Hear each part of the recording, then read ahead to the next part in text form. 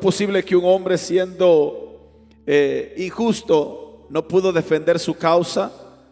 ¿Cómo es posible que un hombre se haya dejado maltratar, torturar, sacrificar tanto de tal manera que hasta morir en ese sacrificio por salvar, dice que salvar a una humanidad, por perdonar los pecados de una humanidad? O sea, es difícil humanamente hablando de poderlo comprender y aceptar. Por eso es que hay muchos que no creen en Jesús. Hay muchos que no creen en Jesús, creen en Jesús únicamente como un hombre común y corriente, como un hombre, como un profeta, como un hombre que Dios lo usó para traer un mensaje inspirado de Dios, pero no para salvar a la humanidad. Muchos no lo aceptan como un mediador entre Dios y los hombres. Muchos no lo aceptan como el único hombre que pudo dar su vida para salvar a la humanidad.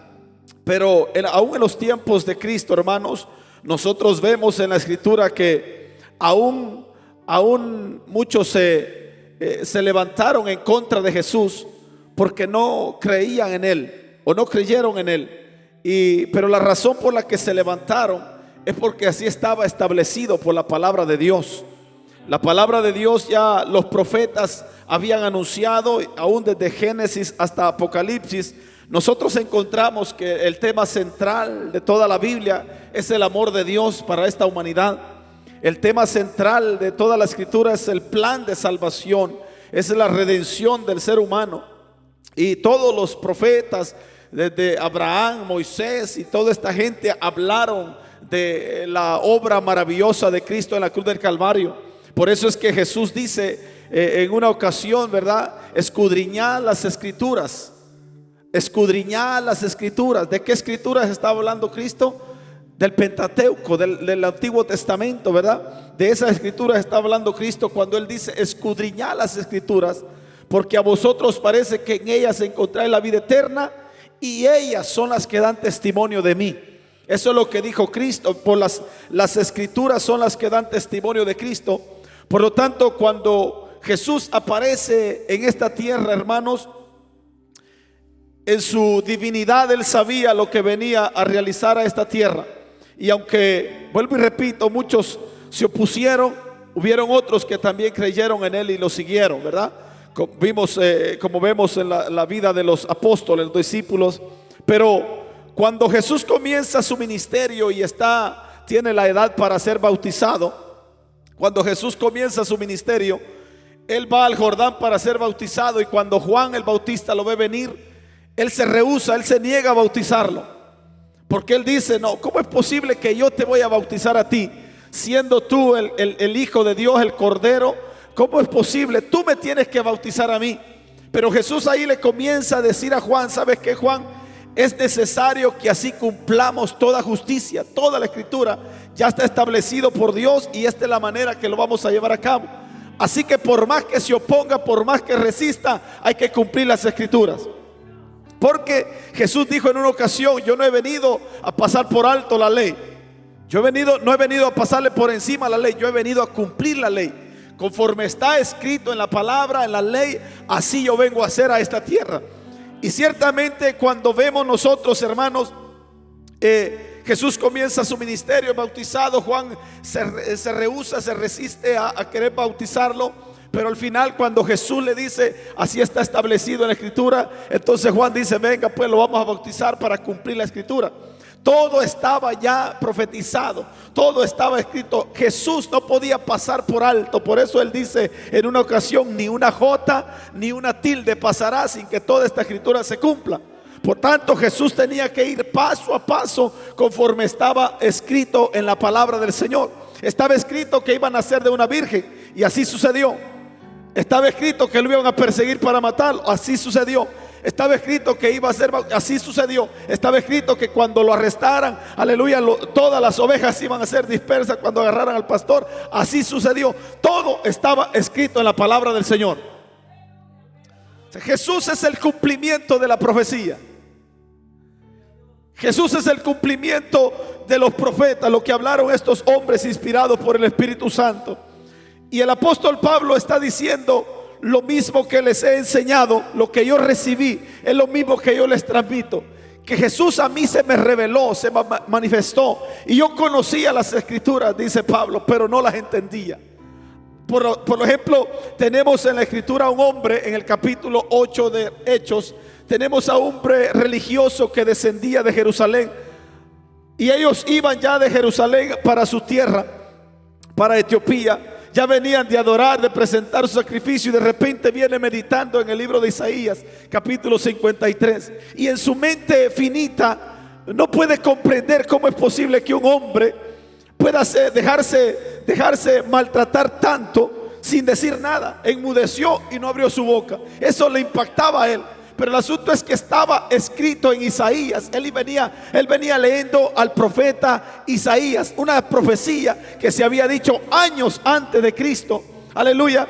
Y aun cuando Jesús realiza el sacrificio, hermano, muchos, aún sus discípulos, no entendieron las escrituras, aunque Él les había dicho: no se turbe su corazón, creer en Dios, creer también en mí, no se me turben. Lo que va a pasar en las próximas horas es algo tremendo, es algo incomprensible, pero es necesario que así acontezca. Es necesario que el Hijo del Hombre sea entregado en manos de pecadores, sea maltratado, sea herido, sea escupido, aleluya, le ponga una corona de espinas. Es necesario, pero no se turbe sus corazones. Hay que cumplir conforme las escrituras, hay que cumplir la escritura. Y Pedro, cuando Jesús anuncia esto, ¿cómo es posible que vas a ir a Jerusalén para ser muerto? Aleluya, ¿cómo es posible? Pedro quiere entretenerlo, quiere detenerlo para que no se cumpla esa escritura, pero sin embargo Jesús entiende que no es Pedro, es el diablo que se está poniendo enfrente para que no se cumpla la escritura. Y Jesús le dice: apártate de mí, Satanás,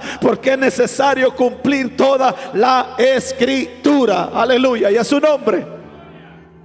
Pablo está diciendo a los hermanos de Corintio, Pablo está hablando un tema acerca de la resurrección, porque muchos se habían infiltrado en la iglesia, muchos se habían infiltrado, los saduceos principalmente, que no creían en la resurrección, no creían en la resurrección.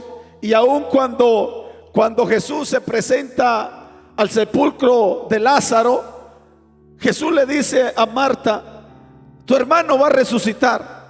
Y Marta le dice: claro, yo sé que va a resucitar en el día postrero.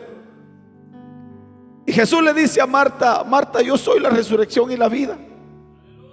Marta, yo tengo el poder para levantar a Lázaro. Pero sabe algo tremendo, hermanos, que cuando gente se levantaban negando que Jesús tenía el poder para resucitar, acuérdense, Jesús hizo 3 milagros de resurrección. Jesús hizo 3 milagros de resurrección, y el último, el cual es Lázaro, se dilató más de 3 días para llegar a Lázaro. ¿Por qué? Porque no querían creer en que Jesús podía resucitar muerto. Los saduceos principalmente se habían levantado con esa secta de que no, los muertos no resucitaban, no podían resucitar. Sin embargo, aleluya, Jesús dice: yo soy la resurrección y la vida. Y Pablo todavía años después está peleando, está luchando, está contrarrestando esos pensamientos, esas doctrinas, que no hay resurrección, que no hay resurrección. Y Pablo está diciendo: pero si no hay resurrección, entonces nosotros ¿qué hacemos aquí? Porque si Cristo murió conforme a las escrituras, también déjeme decirle que resucitó conforme a las escrituras. Porque Jesús, si murió conforme a la escritura, no podía quedarse en la tumba sin resucitar, si estaba escrito que iba a resucitar el tercer día. Como estuvo Jonás en el vientre del pez 3 días y 3 noches, así es necesario que el Hijo del Hombre también pase 3 días y 3 noches en el corazón de la tierra. ¿Cuál es la señal? Jonás, aleluya. Y así como Jonás estuvo en el pez, así también Jesús iba a estar sepultado 3 días, aleluya. Pero al pasar esos 3 días, Jesús se levantaría con, aleluya, con poder y gloria, sobre toda autoridad, sobre toda potestad. Aún ni la muerte lo pudo detener, por lo tanto hoy tiene autoridad sobre la muerte. Por eso es que le está diciendo a Marta: oiga bien, yo soy la resurrección y la vida. Y aún Jesús no había pasado este momento de resucitar, pero Él era el poder de Dios manifestado en la tierra. Él venía para manifestar el poder sobrenatural de Dios aquí en la tierra, para llenar toda la necesidad de la raza humana. Jesús es el cumplimiento de la profecía. Y Pablo está luchando contra eso aquí en la iglesia de Corinto. No hay resurrección. Si Cristo no resucitó, ¿qué hacemos nosotros aquí? Si Cristo no resucitó, ¿qué hacemos nosotros aquí? Nosotros, hermanos, se lo he dicho en otras ocasiones, nosotros estamos bien adelantados a muchas sectas, a muchos religiosos por ahí, porque nosotros adoramos al Cristo resucitado, al Cristo glorificado, al Cristo que, como dice Pablo en Romanos capítulo 8, que está sentado a la diestra intercediendo por cada uno de nosotros. A ese Cristo adoramos nosotros, al Cristo glorificado, al que se levantó de entre los muertos. Él no está muerto. Algunas religiones lo cargan en un crucifijo ahí colgando, porque lo adoran como que estuviera muerto, pero nosotros no lo adoramos así. Nosotros creemos que Él murió, pero se levantó al tercer día. Aleluya. Y esto es fe, porque bienaventurados los que sin verme han creído. Y yo he creído en Jesucristo, que Él es el Hijo de Dios y está sentado a la diestra intercediendo por cada uno de nosotros. Pero además Él también se hace presente donde le adoran en espíritu y en verdad. Él se hace presente. Ese Cristo glorificado llega para tocar, para salvar, para restaurar, para resucitar, para sanar, para libertar, para romper cadenas y para dar vida, y vida en abundancia, donde hay dos o tres que le adoran. Ese es el Cristo que le servimos. Ese es el Cristo maravilloso que le adoramos. Y cuando nosotros vemos que Pablo está diciendo, así como yo recibí, se los he transmitido a ustedes, que Jesús murió por nuestros pecados. Murió por nuestros pecados. Si usted lee el capítulo 27 en el libro de Mateo, usted se encuentra que cuando llevan a Jesús ante Pilato, ya Caifás lo suelta, el sumo sacerdote lo suelta, él dice es digno de muerte, y se lo mandan allá a Pilato. Y Pilato dice, no, yo no hay nada que hacer con este hombre. Yo no hay nada que hacer, porque ciertamente es un hombre injusto, no ha hecho ninguna maldad para que sea digno de muerte. Pero sabe, aunque Pilato se estaba oponiendo, Jesús tenía que ser crucificado.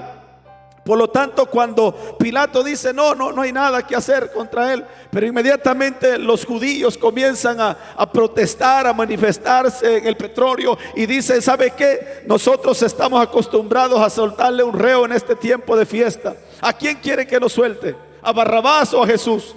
Y ellos dicen a Barrabás, un hombre malo. Pero ¿sabe qué? Todo era un plan de Dios. Todo era un plan de Dios, aleluya. Barrabás era digno de muerte. Barrabás era digno que fuera crucificado. Él era un hombre malhechor, era un hombre malo. Jesús no. A Jesús lo tenían que liberar. Pero como Jesús venía a librar a aquellos sentenciados a muerte, me dice Salmo 102 que Jesús había venido para libertar a los sentenciados a muerte. Por lo tanto tenían que soltar a Lázaro, porque así estaba escrito, que Jesús venía a libertar a aquellos que estaban sentenciados a muerte. Jesús venía a libertarlos, a sacarlos de las prisiones. Jesús a eso había aparecido en esta tierra. Por lo tanto a Barrabás tenían que soltarlo y arrestar a Jesús, darle muerte a Jesús, porque para eso había aparecido el Cordero de Dios, para dar su vida por esta humanidad, aleluya. Y aquellos que estaban sentenciados a muerte en delitos y pecados, a través de Jesucristo recibieran liberación. Y uno de ellos está aquí frente a ustedes, que solamente a través de Cristo rompió las cadenas cuando estaban los sentenciados a muerte. Jesucristo vino para libertarlos y darnos vida en abundancia, aleluya. Él es digno de alabanza, Él es digno de gloria, Él es digno de alabanza, Él es digno de gloria, porque solamente Cristo, hermano. Yo no sé, así estaba escrito que sucediera, pero déjeme pensar, ¿será que Barrabás salió contento con ese hombre llamado Jesús?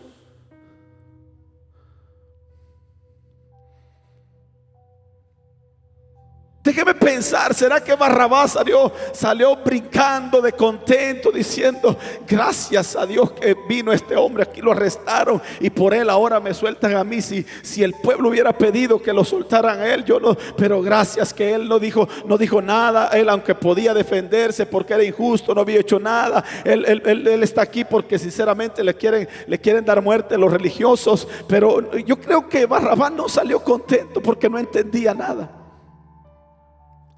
Yo creo que Barrabás no salió contento porque no entendía todo el plan, todo el propósito. Todo esto se hizo porque así estaba establecido en la palabra del Señor. Aleluya.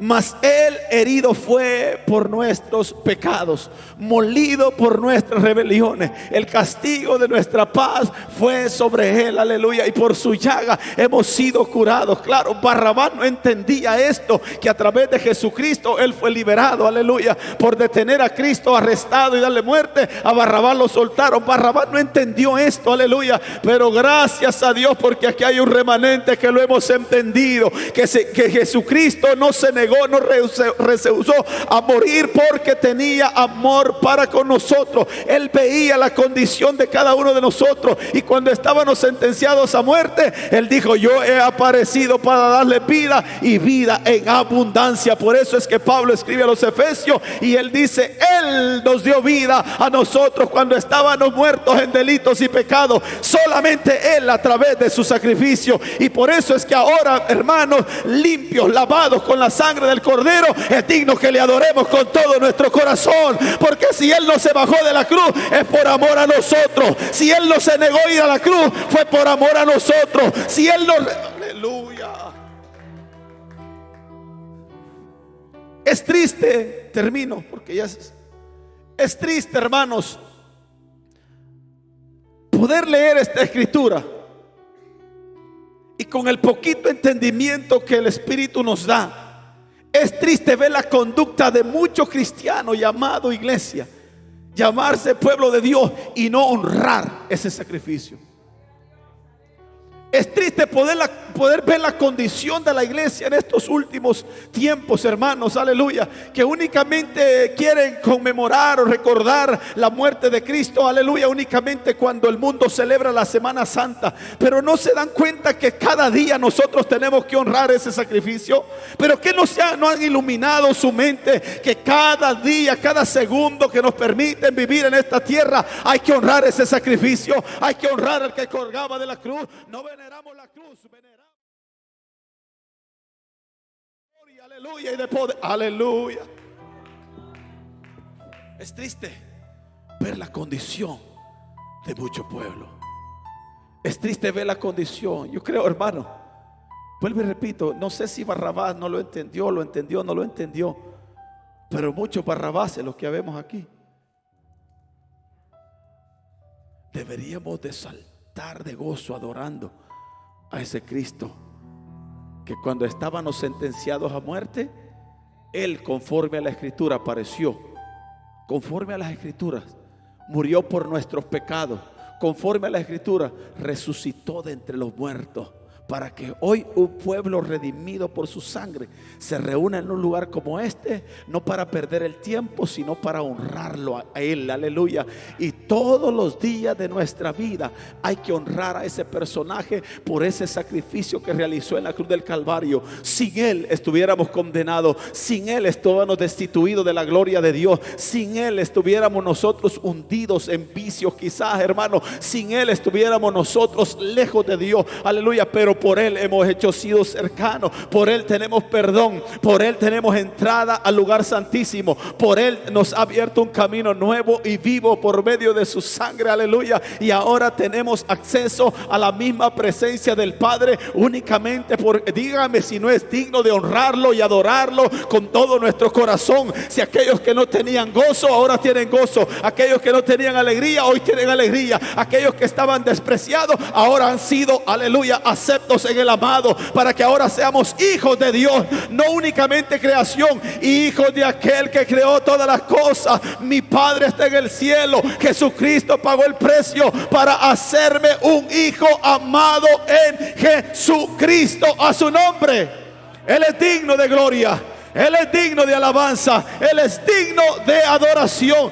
Todos los días que te inviten a adorarlo a Él, hazlo con un corazón agradecido, porque solamente Él tuvo compasión de nosotros, solamente Él tuvo misericordia de nosotros, solamente Él pudo hacer la obra maravillosa que ningún hombre pudo hacer en nosotros. Y a su nombre, póngase de pie. Por eso es que cuando adoramos al Señor, tenemos que hacerlo, hermano, con todo nuestro corazón. Dice Pablo a los romanos: así como Dios, el Padre, no escatimó a su propio Hijo, sino que lo entregó por todos nosotros. Pablo hace una pregunta en Romanos 8 y dice: ¿cómo no nos dará también con Él todas las cosas? Si Él no escatimó ni a su propio Hijo. O sea, nosotros tenemos que entender, hermanos, que si nos han dado vida, es para adorarle con todo nuestro corazón, es para honrarle con toda nuestra